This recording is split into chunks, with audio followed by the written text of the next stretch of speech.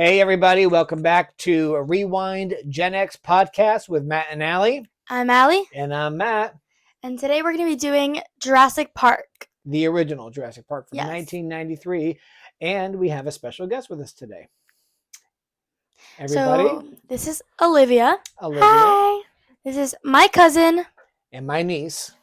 Yes. She's visiting with us from Ohio. We're so happy to have her. We were looking forward to her coming here.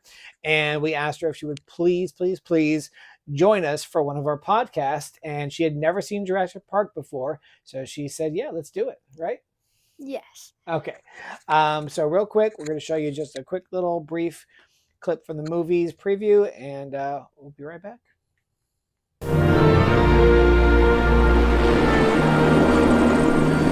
There it is.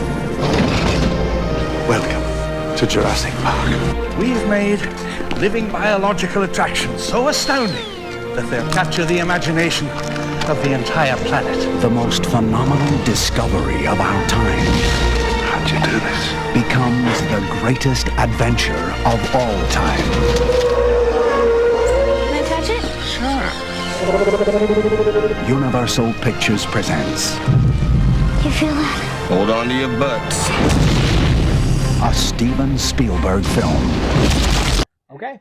So, yeah, that's Jurassic Park. And I wish we could show you more. But, for legal reasons, that's about all we can show. Copyright. Exactly. So let's start with our grades. You want me to go first? Yeah. Listen, there's not a lot of perfect movies out there. This one comes pretty close. I'm going to give it an A+. Okay, mine is an A. I gave it an A. Same. I gave it an A. Okay. I just wanted to say that this movie had a huge impact on me. I'm not sure. Should I get into the story now or after we do Casting Couch? I think after casting couch. Okay, we'll do Casting Couch first. So I'm just going to go ahead and go through the cast, at least the main cast, and we're going to go over the different things that they've been in, that you might have seen them in. It does star Sam Neill, who has been around for quite some time. He's been in a lot. And so now I'm going to be honest with you. All the stuff before Omen 3, The Final Conflict, I don't know. I haven't seen them in any of it, but because it's all 70s stuff, and it's a little before my time even. But I do remember him as playing Damien, the adult Damien in Omen 3, which was not a terrible movie. Certainly not as good as the first one, but he was good in that, a good villain. And he was also in For Love Alone, The Umbrella Woman, Evil Angels, Dead Calm. I'm going to be honest with you, I don't know any of those movies at all. Really? Yeah, he was in The Hunt for Red October, which I do know that movie. But crazily, I've never seen it. That came out in 1990. It's one of the greatest movies ever, I'm told. And I've still never seen it. So that's one we should do. Because, Yeah, we'll have to do it. It'll be fun to do one that I actually haven't seen. So it'll be like first impression. Yeah, it'll be fresh for you. Fresh, yeah. So we should definitely add that to our list. So he's also done Memoirs of Invisible Man, which I did see. The Piano. That was right before Jurassic Park. In fact, same year. That was an Academy Award nominated film, and he was actually awarded for Best Actor in a Supporting Role. Did he win? No. I don't know. I don't think so. So he's been in quite a few things ever since then. Event Horizon, great scary movie that he stars in. And he actually played this character again later on in one of the Jurassic Park sequels. Did he? Which one? He was in Jurassic Park 3, and then he was also in Jurassic Park 6. Oh, what is that most recent one? No, the most recent one that just came out with Scarlett Johansson is Rebirth. Okay. I just saw that in the theaters like a couple weeks ago. Not bad. And he was in the one right before that. About 3 years ago, yeah. So, yeah, I don't want to get into... He's got a huge filmography, so we don't have time to get into all of it. Laura Dern, I love her. She's definitely in one of my favorite movies. It's definitely not a family-friendly movie. It's a David Lynch film, and not many of his films are family-friendly, but there is a movie called Wild at Heart, which is just really, really great performances by her and Nicolas Cage. She was also in Blue Velvet, another one of his movies. So she has quite the quite the resume as well. Quite a lot of movies. So she's also done Rambling Rose, Citizen Ruth, Dr. T and the Women, Novocaine, which I saw Steve Martin in a drama where he's not funny or silly, which was strange, but definitely a good flick. She was also in Jurassic Park 3. She was, and Jurassic Park 6 as well. Wow. She also came back. Yeah. Mm-hmm.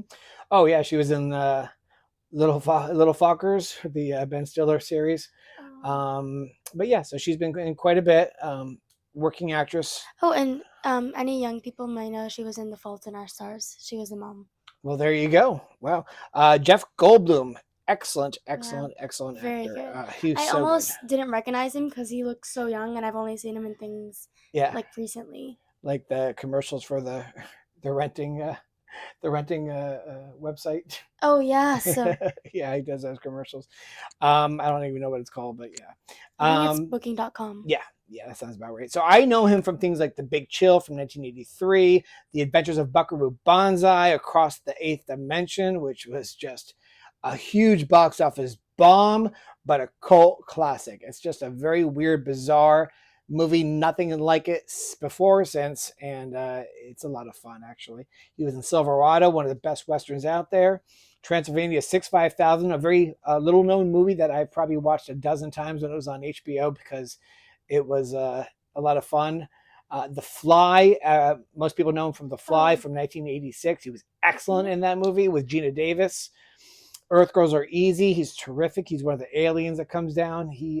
Him, Jim Carrey, and Damon Wayans played the three aliens. Yeah, good movie. A lot of fun. He since then he's been in, of course, Jurassic Park 1 and 2, and then he also came back for the 6th movie. So that was a real reunion for them. Yeah, and Holy Man, The Prince of Egypt. He's been in a ton. Let's see. A lot of movies. Yeah, a lot of movies. He's done really well. The Life Aquatic with Steve Zissou. I wish that was in the 90s so we could review it. It's one of my favorites. I love the great director that did that one. He has a lot of great films, but unfortunately, we're only going to be able to do probably Rushmore. It's like one of the only movies that's going to fall into our timeline. Yeah. Wes Anderson, great filmmaker. All right, moving right along. We have. Whoops. Oh, okay. 1 second. So moving right along, we have Richard Attenborough, or should I say Sir Richard Attenborough. He was knighted. Really? Yeah, the guy who plays the owner of Jurassic Park. Yeah, Dr. Hammond. Dr. Hammond, indeed. He is actually a very famous director as well. Oh. He was actually up against Steven Spielberg. I think it's in the trivia when the movie he directed, Gandhi, was up against one of Spielberg's films. So like a year, that must have been interesting. 10 years before. But yeah, he was in the movie as well. He was also in and directed Chaplin, Closing the Ring, Cry Freedom, Shadowlands. Just a real legend. Yeah. From the other side of the pond. I know I love saying that, don't I? It's your favorite phrase. Oh, I love the Brits, man. They're great. And again, another shout out to Rusted Junk. Yeah, great podcast. If you love movies, it's an audio podcast, not a visual. So I listen to it constantly driving to and from work. So Rusted Junk, love you guys. Let's see what we have. We have actually two things. Well, we have the kids in there who really haven't done much before or since. So I'm not even going to get into the resumes. Yeah. They're definitely just say their names. Yeah, we'll definitely say their names. Joseph Mazzello as Tim and Ariana Richards as Lex. But we do have so Bob Peck was the game warden. He was great. Martin Ferraro as the lawyer. He was Eaton. Okay. Yeah. B.D. Wong as one of the scientists. And Wayne Knight, I want to get out there. Everyone knows him as Newman from Seinfeld. He is the trader of the park who he's actually Hammond's relative, I believe. Oh, was it? Or his son, yeah. Was it? Yes. I don't remember that. I don't remember that at all. Well, he called him Dad. He was saying it sarcastically because he was talking to him like his father. Yeah, it wasn't really a son. Oops. Yeah, but yeah, he's great in this movie. He's just great. Period. He's great as Newman on Seinfeld, and he's great in this. That guy is an amazing actor. And then Samuel L. Jackson is in this. He's got a relatively small part. I didn't expect that. Well, he didn't make it huge until like Pulp Fiction about 4 years later. Then he just exploded on the scene and was in pretty much every movie that's come out since, because he's just oversaturated. But honestly, why not? Because everyone loves him. He's great in everything he's in. But yeah, you want to kick it off?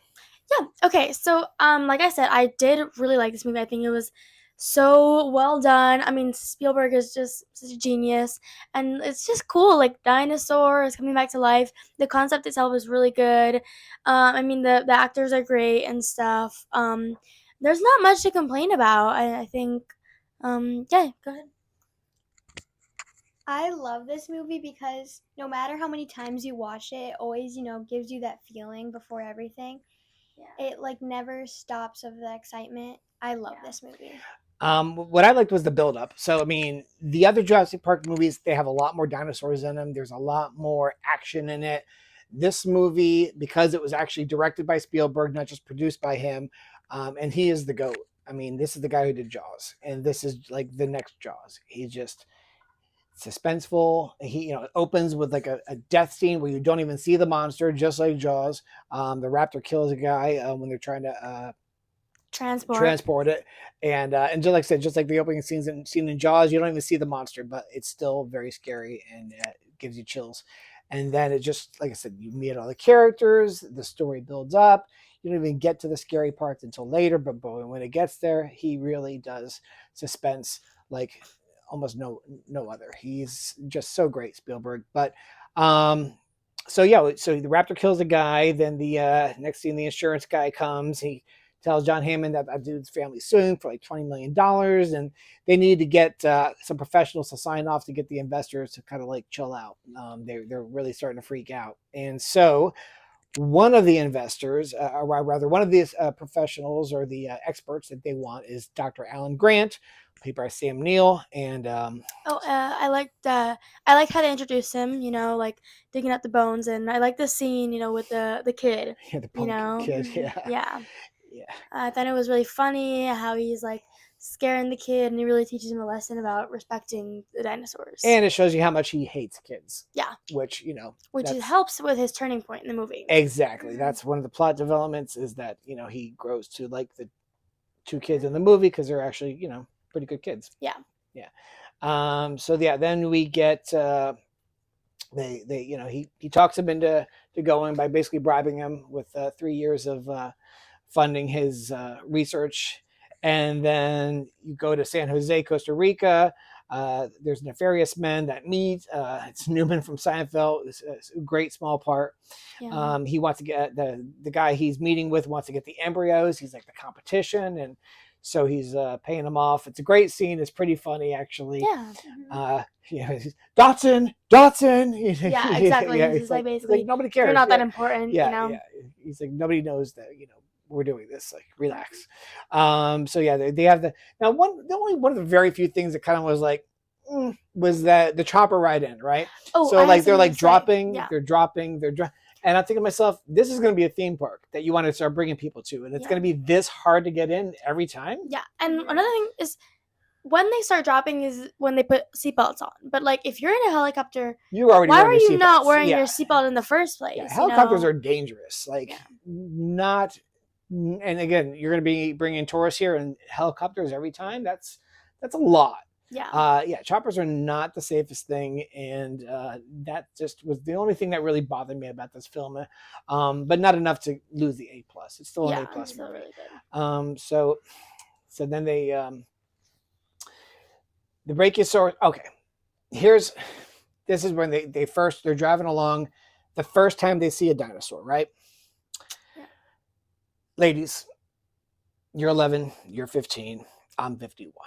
So when this movie came out, summer of 1993, I was away for 2 months. I was in Okay. basic training. I was in Army basic training. And because I was in Army basic training, I heard about this movie. I think I even saw a magazine ad where it just showed like the two big wooden doors with the symbol on it. Mhm. And I knew the basic premise was it's a Spielberg movie where scientists use DNA to bring dinosaurs back to life. I didn't know what genre it was going to be aside from sci-fi. I didn't know if it was going to be action or suspense. I had no idea what this thing was. Yeah. I never saw one single trailer. I don't think I've seen any movie in the theaters in my whole life before or since where I never saw a trailer beforehand. But this is that movie. I never saw a single trailer for this movie. I had no idea what to expect. The night before basic training Army graduation, they let us out. So, some of the guys went on drinking, but I was 19 years old, in Missouri, in some small town that nobody knows. There's So no. you went to see the movie? I went to the movies. Like, I'm like, what else are you gonna do? You're Yeah. 19, you can't drink, and there's no tourist sites to go see. It's just some small town, and I'm a movie lover. So me and a couple of friends went to the movies, and we're like, oh, this movie Jurassic Park just started. It just came out. Let's go see that. Before this, ladies, the best special effects I had seen was Terminator 2 Judgment Day, which were amazing. And I remember being blown away in the theater when I saw the technology that they were able to do in T2 Judgment Day. Mhm. But this was next level. Yeah. And now you grew up seeing this stuff. So I think it wasn't you've taken it for as granted. special for me because I grew up with good I effects. can remember just sitting in that theater and looking at that Brachiosaurus. I thought it was a brontosaurus at the time, and looking at it going, OMG, Yeah. what have they done? That is the best special effects I've ever seen. It looks like a real living, breathing creature. Yeah. I couldn't believe what I was looking at. Yeah. And then it just got better and better from there. And then the movie itself was just a masterpiece of suspense. And I was blown away. There's only a handful of times that I was just completely and utterly blown away at the movies, and this was one of them. So this movie will always have that special. And in fact, when we watched it, because I hadn't seen it for years, we watched it last night. I was like, oh, please, please, please let this hold up. Please don't let this be one of those movies that I'm looking at with rose-colored lenses that I'm going to rewatch and go, it wasn't as good as I remembered. No, it's just as good. Yeah. And even though I don't find it scary anymore, when I looked over, I could see Olivia was like hiding under her pillow. And then I looked at Allie, who's seen much scarier movies, at least, like she's seen slasher films with her girlfriends. And I'm looking, I'm like, Allie, are you scared? And you're like, yes. Yeah. I didn't expect it to be scary. I thought it was going to be a kid's movie. But I'm kind of, not to ruin your scene, but I did have one little problem with it. Okay. When they're riding up in the car, the car drives up, and the car is facing all of these dinosaurs. But somehow everybody turns their head, and they're looking at the Brachiosaurus next to them. And then they see the rest of the dinosaurs, which I think is a little unrealistic. I think like when you drove your car, you would have seen the whole land of dinosaurs before, and then but it's a movie, Yeah. So. I think you're mistaken about the angle in which they were driving up. I think that was to the other side, so you had to look all the way to over there to see that. But that's fine. Yeah, you're entitled to your opinion. So yeah, that was a story I just really wanted to get out because I have never, very few movies have affected me that way when I saw them for the first time. Is like I said, that was the beginning of CGI as we know it today. Yeah, that's really cool. It was actually really well done. Like the dinosaur still today looks. To me they looked real, so. Yeah, and then the practical effects too. Like they did build a T-Rex. They did build like physical. That's really cool to me. And those were pretty amazing too. Like they did just the technology was just getting better and better. And Spielberg, he doesn't settle for less. If it's not right, he wants. And that's what makes him such a good director. Yeah, so. for sure. Another thing that the music was amazing. Oh, I wrote the soundtrack. Yeah. John Williams. Very good. Like the actual music helped with the suspense so much. Helped like the feeling. Yeah. John Williams, also the GOAT. Is that the composer? Yeah. Star Wars, Indiana Jones. Really? Yeah. I think he did Jaws too. Yeah. He's amazing. So good. Yeah. Yeah. He's one of the greatest. So anyway, so Ian Malcolm He's the he's the character that was played by I'm having a brain fart. The guy from the commercials we were just talking about Oh, from Jeff the Fly. Goldblum. Jeff, yeah, thank you. So I remember, to a degree, his character still is a little like arrogant and sleazy, but he's so right in the beginning. Like he's the first one to just be like, "What are you doing? Yeah. This is so dangerous. This is such a bad idea." Like right from the go. The guy you would think would be like, the hipster would be like, "Oh, yeah, no. He's like right off the bat going, bad idea. What are you doing? Not good, guys. Yeah. Not good at all." And so, yeah, kudos to that character for I mean, with all his little idiosyncrasies and his weird ways, like he's making was right. Yeah, he's I making mean, sense. Yeah. So yeah, that was cool. And then Sam Jackson. I completely forgot he was in this. And I was like, whoa, that's right. I forgot he's in this. Oh, neat. So he was great, as always. He's always great. I had noticed there was a Kong reference to this, and there was actually a Kong reference in The Goonies too. I wonder, and those are both Spielberg movies. I wonder if he's like a big King Kong fan. I mean, he might be. Just a little something I picked up. Yeah.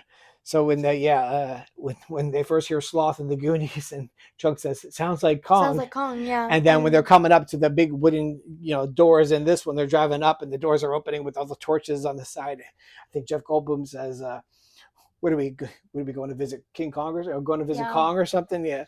So just wanted to point that out. So then the trader turns off the electrical system, the electric fences go down, and then you have the T-Rex attack. Oh, but before that, I just want to say, the cow scene was very traumatizing as a first-time watcher. Yeah. So scary. It was really sad. I eat meat too, but I don't eat it alive. Yeah. And you'll notice I keep trying to take off my glasses. Allie was telling me that there's too much reflection on my lenses, so like I'm taking them on and off as I'm reading. These are my readers because I'm what's that word? Old. That's the one. Old. So yeah, I didn't need readers.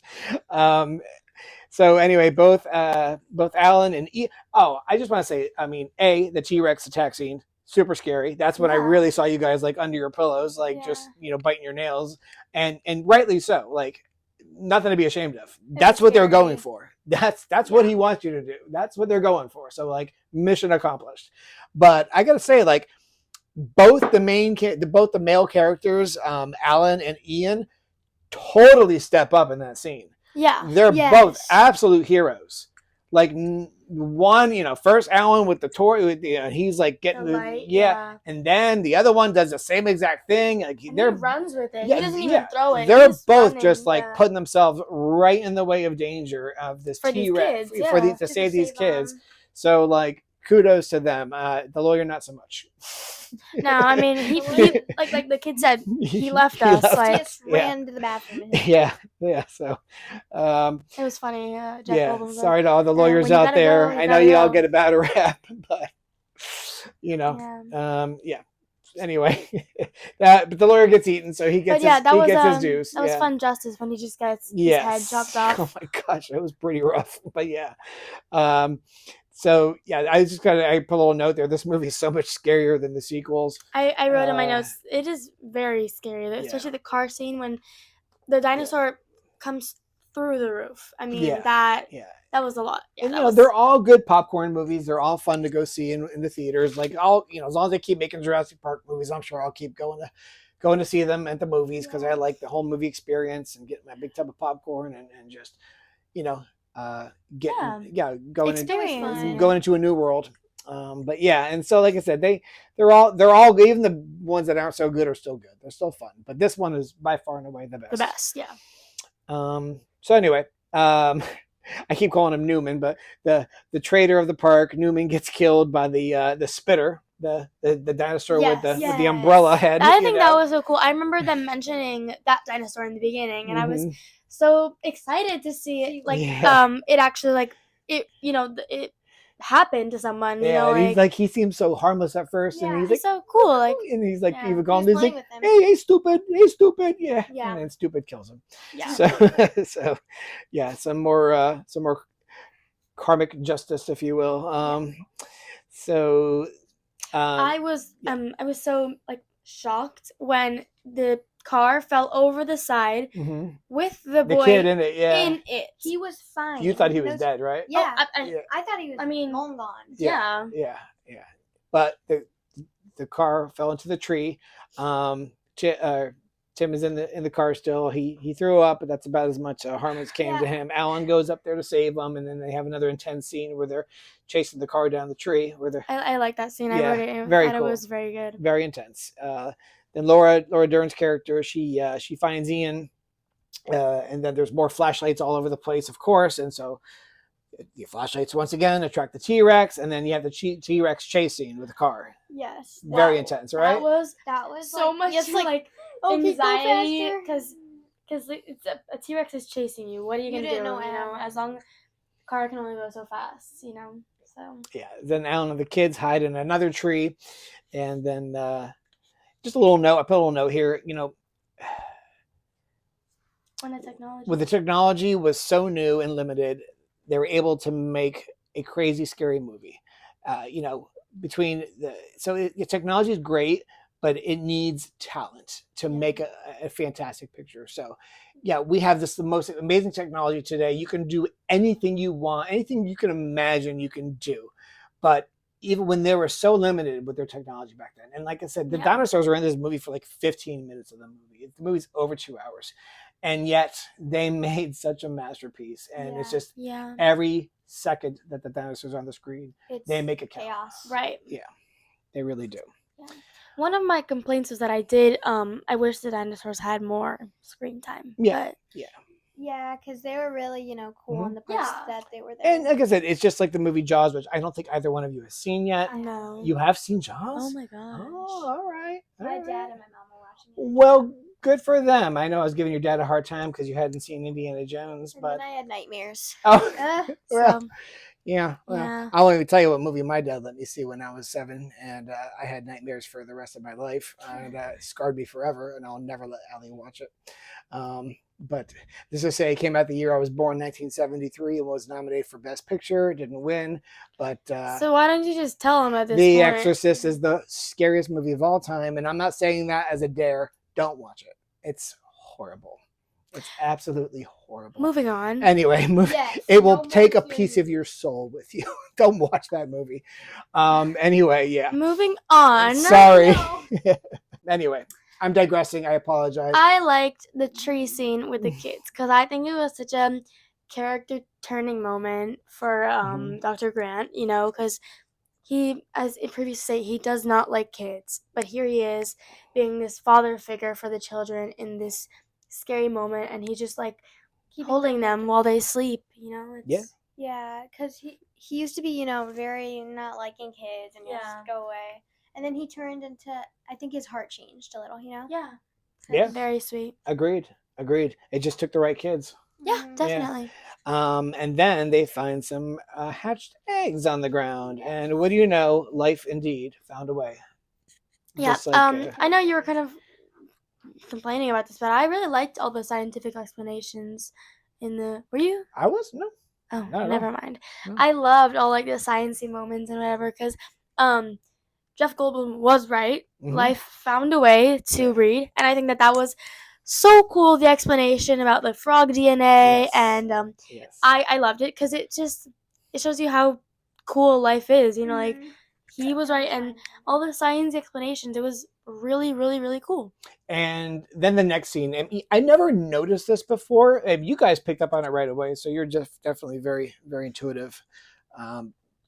The choice that the park owner makes, the Richard Attenborough's character makes, he doesn't want to. Apparently, there's some kind of a failsafe that will kill all the dinosaurs, like something embedded in them. Yeah, there's a certain But something they can release. Yeah, like lysine and the chemical lysine. Yeah. Anyway, but he has a choice to do that or to shut off down the whole entire system to reboot it. But if he shuts down the whole system, that means the raptor cages Get out. Yeah, they can escape. go down. And this jerk, even though his grandkids are still out there, And he it shows he's worried about them. He chooses his dinosaurs over his grandkids. Essentially, yeah, And yeah, I was like, the obvious choice is to kill your dinosaurs. You have Yeah. embryos. yeah, You know, yeah. it's not impossible to make your new dinosaurs. Yeah. You know, but it is impossible to bring your grandkids back to life. Because he didn't go out there. He was just like he Yeah. was still worried, but Mm-hmm. I'd rather kill my dinosaurs Yeah. because you want your grandkids safe. But luckily for us, the viewers, he chooses to shut down the system because Yeah. then we get a lot more action and fun in the movie. Yeah. But So, yeah, it just made me sad that Yeah, that was his- character made yeah. that choice. I, wish, just I shows- agreed, and I don't know that I picked that up the first time. Maybe I did and just forgot, but Yeah. yeah.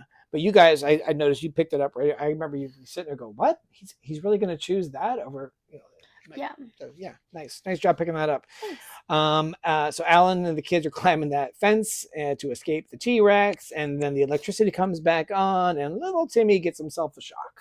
Oh, but before that, when Dr. I forgot her name, Yeah. the female doctor. Mhm, Dr. Ellie. Well, Dr. Ellie is her first name. Yes. Yeah. When she's turning the power back on, Mhm. the raptor jump scare was probably the scariest part of the movie.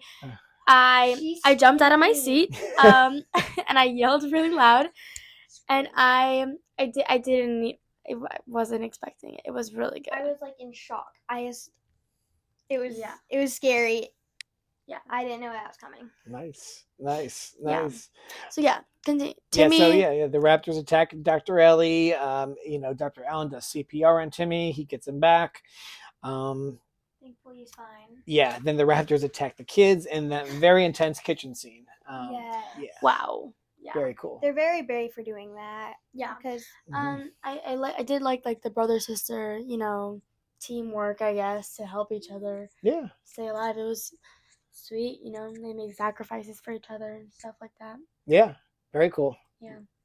Then you have the control room. They go to the control room, and then the girl Lex, she's uses her hacker skills to try to get the system back Lock the online and get doors. the doors locking again. She gets the phones on. She's a little bit of a hero, that one. Yeah, good for her. She uses her. Because if she didn't lock them, they'd all come in. Yeah, And they wouldn't have yeah. anywhere So to she go. really she steps up. She gets the system back online, and but unfortunately, the Raptors get in another way because they are clever girls, as the ward keeper or the ward. What do you call it? The ward of the ward. It is. Yeah, ward keeper. Is that Yeah. okay? Yeah. So yeah, they're clever, and so they managed to get in. I think through the ceiling. Through the glass. Yeah. Yeah. They break the And glass. and then boom, more intense scenes where they're just getting chased by these raptors, and then they're climbing down the bones. They had the big bone displays from the ceiling. And all of them are just climbing down the bones, and then it collapses, and then they're getting circled by the raptors, and then what happens? The T-Rex comes in and tries to attack the raptors, and then they find a way to just run out the door. I love that ending. Yeah. It's the dinosaur saves the human from the dinosaurs. I just think that was so funny. I love when the one raptor sees the T-Rex eat the other raptor. He just jumps onto the T-Rex and attacks. Yeah. And then he eats him again. Yeah. So T-Rex is the king. Yeah. He's the king of the dinosaurs. Yeah, he's the goat, exactly. And then they fly away in the chopper, and now Dr. Allen likes kids, and they love him. It turned out all good.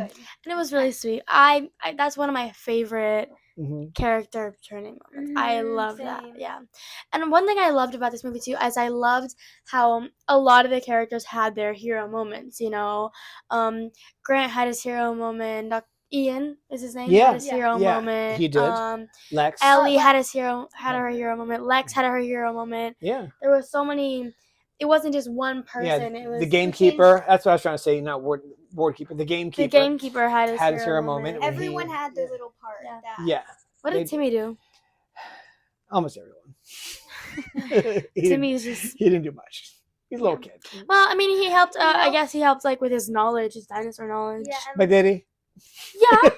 He did have dinosaur knowledge, but did it He help? also helped Lex escape, kind of, by Yeah, distracting. I guess. Yeah, Distracting you're the right. You're right. dinosaurs, Yeah, they worked as a team, getting away from the raptors in the kitchen. You're right. Yeah. So. Timmy, you could have done better. Timmy, you should have learned computers. Yeah. Come on. Yeah, put down the dinosaur books and start Start hacking. start hacking. Yeah, like your sister. Um, Why can't you be more like your sister? why can't you be more like your sister, Timmy? Yeah, that's great. So yeah, anything else you want to add about the movie before we get to our fun facts? I mean, I know earlier you were saying that you liked the build up. I wish the pace could have been a little bit faster in the middle because I did want to see more dinosaur times or more action and stuff. But that's just me. Well, then you'll like the sequels because you get a lot more dinosaurs in them from the go. Yeah. Overall, I love this movie. Yeah. I feel like Yeah. every time I see it, it's just the best. Yeah. So, yeah, very good though. That's why it's an A. So A+ is for me. it is it trivia time? I think so. Yeah, let's All read our right. fun facts. You want to kick it off for us? Me? Yeah, you. All right, let's start reading. All right. Interest in paleontology waned during the atomic age and space race, but according to Dr. Nate Smith of the Natural History Museum's Dinosaurs Institute, Jurassic Park coming out generated a bunch of interest among young people that wanted to become paleontologists and get into the field. As a result, numerous new dinosaur species have been discovered since then, at roughly the rate of 50 new discoveries per year, or about one per week, which I think that's so cool. Isn't it how like one movie made an impact in like discovery, Another Spielberg movie did a very similar thing for another science field of archaeology back in the early 80s. Can you name what movie did that? Indiana Jones? Indiana Jones, indeed. Yeah, nobody thought about archaeology before that, and then everybody wanted to be an archaeologist. I love Indiana Jones. Well, then Very keep cool. tuning in because we'll be getting to him pretty quick. soon. Pretty quick. I do have a bit of a love for old Indy, and Yeah, he's a little bit biased, so yeah, it's maybe unhealthy. Continuing. Anyway, moving right along. According to the behind-the-scenes book, The Making of Jurassic Park, an adventure 65 million years in the making, the infamous roar of the Tyrannosaurus was a composite mix of dog, penguin, tiger's snarl, alligator's gurgle, and a baby elephant's squeal. The very deep alligator vocals acted as a low-frequency element of the final roar. That's a weird mix, That's right? so Yeah, weird. It's but- like everything. But like Yeah. it turned out good. Yeah, So yeah. good job. They did a big mix like that for Chewbacca too. Did they? They did, yeah. I just thought they had But, someone put water in their mouth and gargle it. Well, there's definitely a lot of great Chewbacca imitators out there, but the original was definitely a sound mix of different animals. Speaking of the T-Rex, he occasionally the robotic T-Rex, obviously not the CGI one. I was actually surprised when I learned that they made like a real Oh yeah, T-Rex. yeah. I thought they just put a green screen, Oh yeah, Yeah. and when they see the sick dinosaur, remember Ellie's like digging through the poop. Yeah, we didn't mention that part. That was great. that was awesome. And they actually had that. Yeah, they actually had that exhibit at the theme park, the Universal theme park. Do When you go they? to Jurassic World, Of the poop or the dinosaur? both. You see the dinosaur out there, and I'm pretty sure they have the piles of poop nearby too. I don't think you can put your hands in it, but yeah.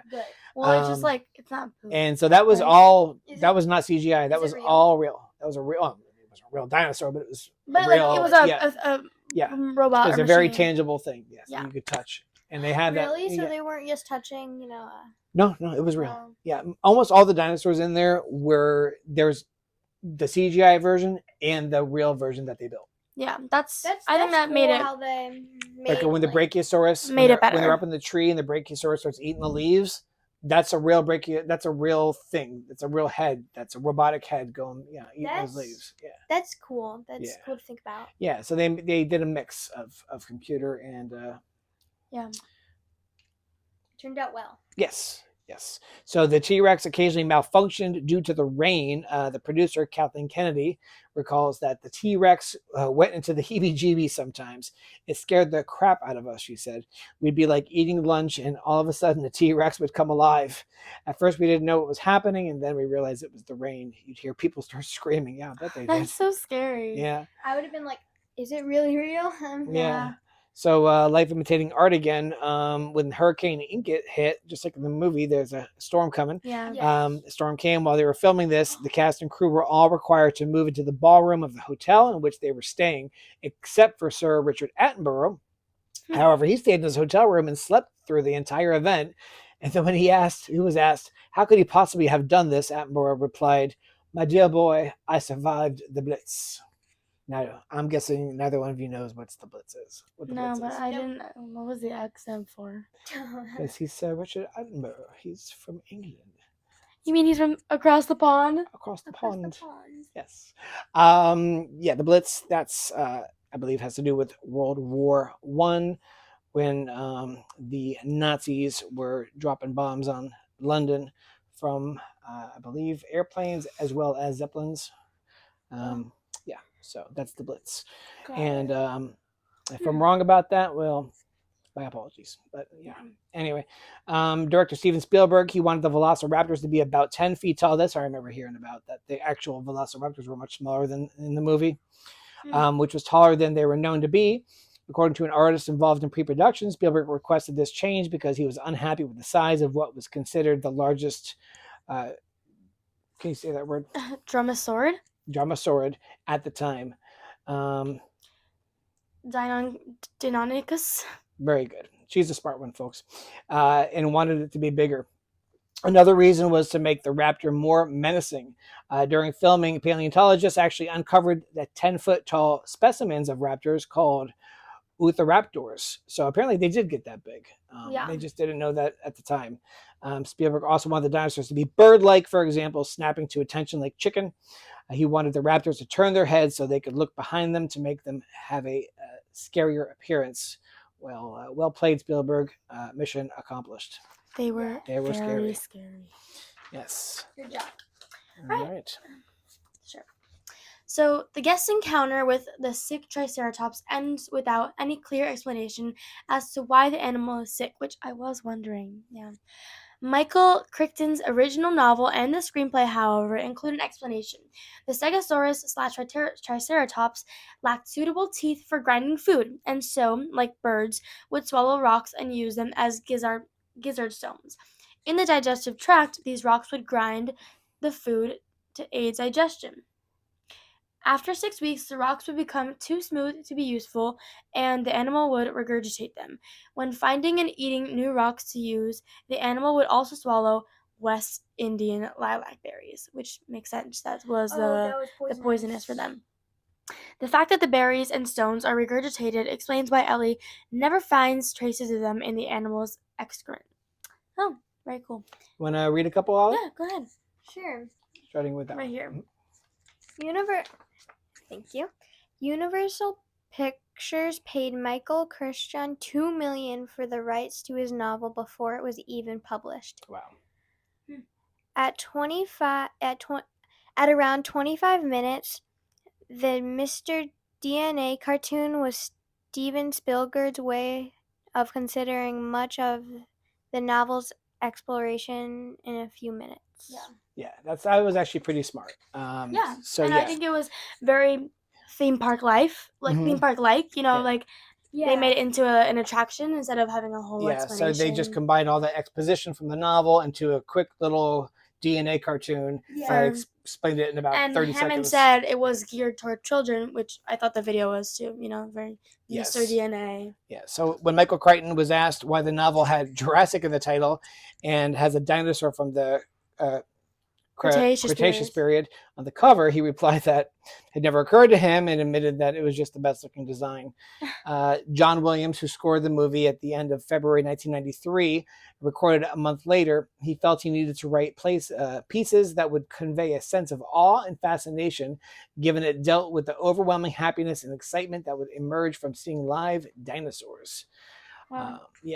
All of the cast, this is wild. All of the cast was given a raptor model signed by director Steven Spielberg as a gift. It looked very frightening, and Ariana Richards, that's the girl who played Lex, had it in her house to shock anyone coming in, like a guard at the gate. Jeff Goldblum's model has a prime spot in his house and is a cherished object. Laura Dern put her raptor model in her son's room near his crib. Oh, that's lovely. When he was older and saw it, he screamed like never before. She had to put it in storage, but hopes one day the two will be friends. Yeah, no, you scarred your son for life, Laura Dern. Wow. Good job.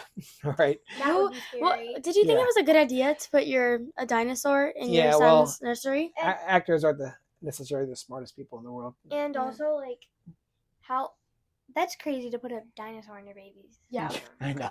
Like, just thinking of it. What? Yeah. Ariana Richards, again, the young girl who played Lex, her audition consisted of standing in front of a camera and screaming wildly. Steven Spielberg wanted to see how she could show fear. Richards remembers that I heard later on that Steven had watched a few girls on tape that day, and I was the only one who ended up waking his sleeping wife off the couch, and she came in running through the hallway to see if the kids were all right. So That's cool. yeah, good. She was a good screamer, no doubt about it.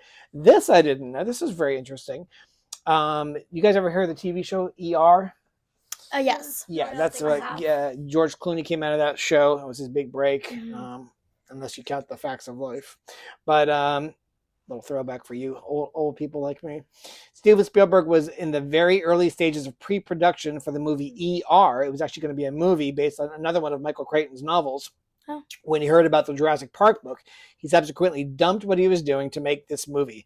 Afterwards, he returned to ER and helped develop it into a hit television series. Which it was. Yes. Oh, I think I've seen, like, on Netflix, like, a recreation of the Jurassic Park in, like, a cartoon. Oh, that's cool. Nice.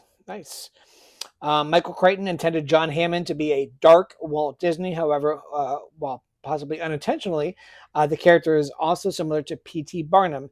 That's the guy who started one of the guys who started the circus. Was it P.T. Barnum and Bailey?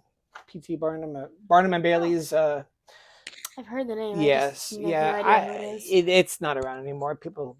The only circus around anymore is like the Cirque du Soleil. Cirque du Soleil. As I say, I've La been to Nuba. it. That's there's different versions of it. La Nuba is the one in Orlando, but yeah, because it doesn't really have any animals involved, it's all people.